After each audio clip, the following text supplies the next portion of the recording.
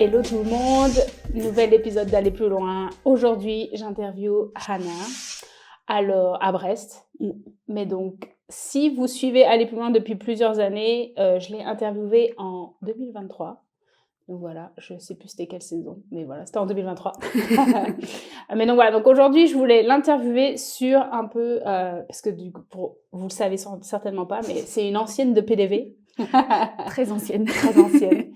Voilà, en campeuse et bénévole. Et donc, du coup, je me suis dit, allez, on fait souvenir PDV. Du coup, je vais lui poser des questions par rapport à PDV et aussi promo camp. Mais si vous êtes là, semaine 1 des camps cet été, elle sera là en bénévole dans la team média. Donc voilà, venez au camp. Ok, t'es prête pour les questions, Anna? Je crois. Ok, première question.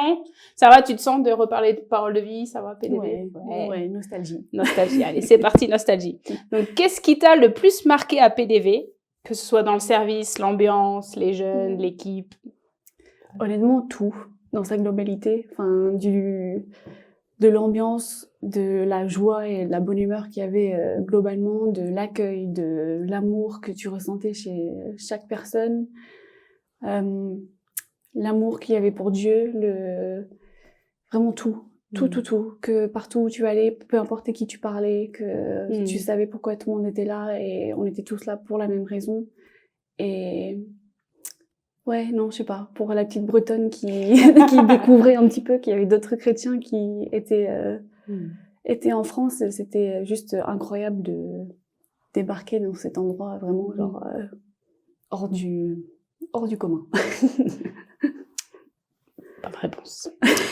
Prochaine question. Quel souvenir tu gardes précieusement de tes années en tant que campeuse et bénévole après? J'en ai plein. J'imagine. J'en ai plein. Parce que du coup, ouais, j'ai fait 5 étés. De 2011 à 2015. Du coup, j'ai commencé en tant que campeuse. Ouais. Et je me rappelle, j'étais terrifiée de venir à Parluy. Parce que, comme j'ai dit avant, j'étais dans une toute petite, enfin pas une toute petite, mais une petite église quand même à Brest. Et on était 3-4 ados et on découvrait qu'il y avait plein de chrétiens de votre âge, de notre âge, qui étaient aussi en feu pour Dieu que nous. Et je pense qu'un souvenir que je porte encore avec moi aujourd'hui, c'est vraiment l'accueil qu'on nous a donné quand on est arrivé. Je me souviens encore aujourd'hui de toutes les têtes et de toutes les personnes qui nous ont fait nous sentir instantanément à l'aise. Et ça a tout changé. Parce que du coup, on est arrivé et on se sentait en famille déjà, alors qu'on connaissait genre première impression, quoi, qui t'a marqué. Ouais. Trop bien. Mais vraiment. Mais après, ouais, tellement de souvenirs. Oui, j'imagine, plein d'anecdotes. Plein d'anecdotes. On n'ira pas en détail. Prochaine question. Ça, c'est les backstage, on ne partage pas. Il faut venir à la semaine 1 et me poser les questions. C'est ça, en privé, voilà, c'est la façon d'avoir les réponses. Qu'est-ce que PDV a semé en toi qui porte encore des fruits aujourd'hui, après toutes ces années? Après toutes ces années, le service. Le service et ce que ça veut vraiment dire.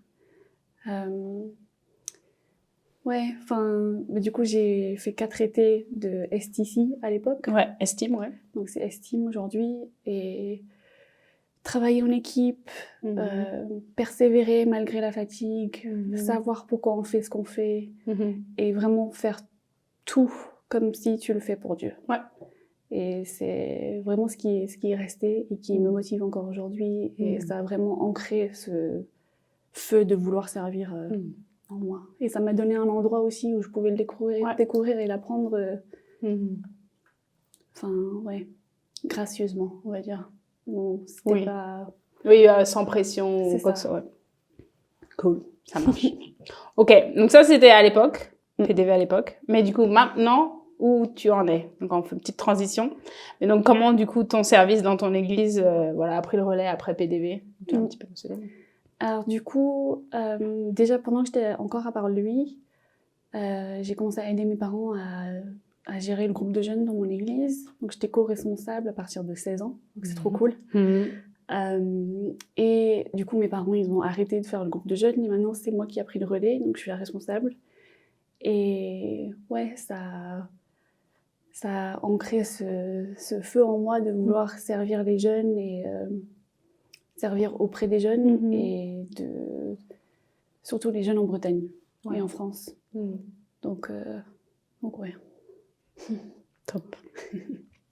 Et qu'est-ce que tu as compris sur le ministère, du coup, en changeant de contexte, voilà, avec l'après-PDV, mais aussi avec ton église? Que c'est dur. Les réalités du ministère. Que c'est dur, c'est génial et ça apporte tellement de fruits, mais c'est dur. Et que c'est pas juste un simple oui, c'est un oui à chaque pas que tu prends. Un oui répété. Un oui répété. Un oui, ouais. Et que ça apporte tellement, ça construit, ça t'approche de Dieu différemment. J'ai appris tellement de choses sur lui que j'aurais jamais apprises si j'étais pas engagée en responsable du groupe de jeunes. Mm. Et du coup, lié un peu peut-être avec ça, mais donc une difficulté peut-être que tu as traversée et comment Dieu il a pu t'accompagner? C'est une bonne question. Merci. Je sais pas qui les a écrites. Mais... une difficulté que j'ai traversée et que Dieu m'a accompagnée. Plein. J'imagine. Plein. Ah bon? Ouais.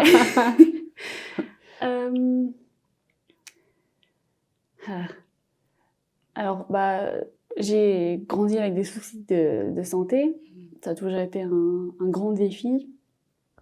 Mais depuis que j'ai commencé le ministère dans le groupe de jeunes, c'était vraiment quelque chose qui me faisait peur et qui m'empêchait de m'engager plus parce que je savais pas si j'allais réussir à tenir le rythme et à pouvoir constamment pouvoir en bonne m'engager, santé, quoi.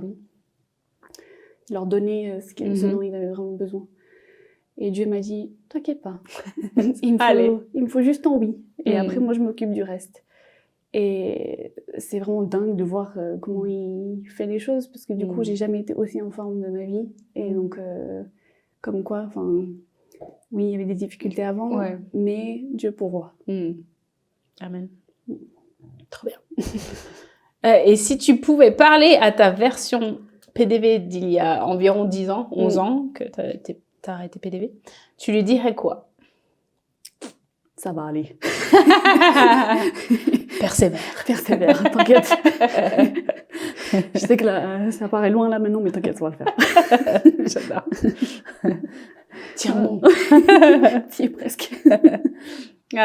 Ok, et donc j'ai 2 dernières questions pour les jeunes.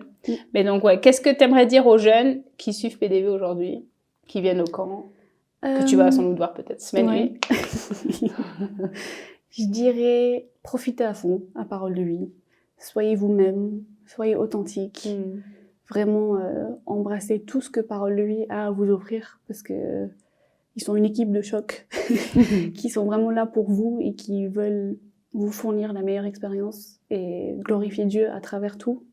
Donc, vous êtes vraiment entre de bonnes mains et il faut vraiment le saisir, quoi. Le temps passe vite. Ouais, le temps passe vite. Yes. Et dernière question, comment tu les encouragerais dans leur foi, même avec leurs doutes ou leur fatigue? Ouais, c'est pas toujours évident. C'est pas toujours évident. Et on n'a pas forcément toutes les réponses. Non. Je pense que ça revient un peu à ce que je disais avant. C'est un oui à la fois, un jour à la fois, un pas à la fois. J'aime beaucoup cette phrase de un pas à la fois. On n'est pas obligé de se fixer des objectifs qui sont inatteignables avec Dieu et que Dieu, il veut juste notre cœur. Il veut juste un peu de temps avec nous. Il veut juste... notre présent. Notre présent. Et puis, il peut faire tellement de choses avec ça. Donc, mais oui, c'est pas toujours évident. C'est pas toujours évident, mais persévérez. Persévérez. Et accrochez-vous à lui. Je te prends au dépourvu, mais si tu as un verset, peut-être, en tête, comme ça, qui pourrait être. Un verset pour encourager. Mon verset préféré, c'est 1 Pierre 5,10, qui, je le connais en anglais et pas trop en français. Mais globalement, ça dit, après avoir souffert peu de temps, Dieu vous raffermira, vous fortifiera. Et c'est même la fatigue, peu importe la fatigue, la situation, la douleur, la maladie, les décès dans la famille, les problèmes d'amitié, peu importe ce qui vous arrive, ça va pas durer toute votre vie. Et même si ça peut paraître long, Dieu, il est là. Et Dieu veut juste te tenir la main et il veut t'accompagner. Et une fois qu'on lâche prise et qu'on lui tient vraiment la main, c'est là qu'on voit tout ce dont il est capable de faire aussi.